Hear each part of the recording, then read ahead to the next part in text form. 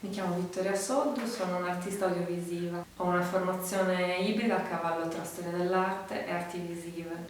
Sono Sabrina Menis, mi occupo da una decina d'anni di video e animazione e insieme a Vittoria Soddu ho diretto il film Dua Smaniata su Numan Nukru.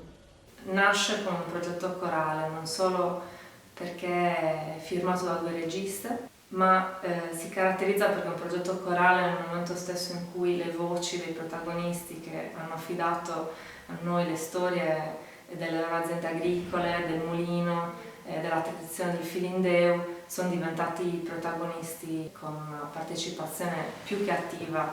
Lavorare a 4 mani a un prodotto audiovisivo è stato sicuramente molto stimolante perché in qualche modo ci ha permesso da un lato di risolvere alcune questioni tecniche, mentre a livello concettuale è stato molto interessante riuscire a unire 2 visioni diverse e darne una terza che potesse riuscire in qualche modo a restituire la complessità che sta dietro questi argomenti. È stato certamente essenziale il nostro incontro con la cooperativa Mulino, la macina di Barbagia, che ci ha portato a incontrare i protagonisti principali di questo film.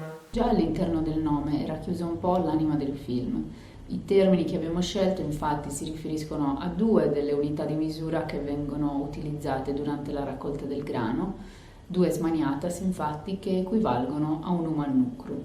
Altrettanto importante è stato certamente l'incontro con Giovanni Fancello. Grazie a lui riusciamo a porci delle domande rispetto al significato linguistico di alcuni vocaboli, parole che venivano utilizzate per definire delle cose molto specifiche legate alla filiera del grano che oggi sono andate perdute.